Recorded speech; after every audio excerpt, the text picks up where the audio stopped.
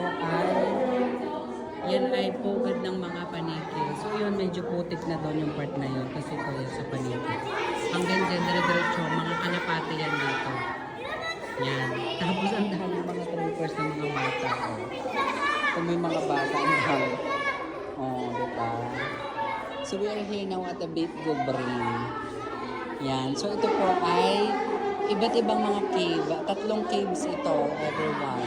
So itong pinasukan namin, number 2 caves. Ang iingay talaga. Kala ko kami pa mas maingay. Yung pala mas maingay talaga mga bata, diba? Field trip din nila. Tapos, putik siya yan din. Tapos,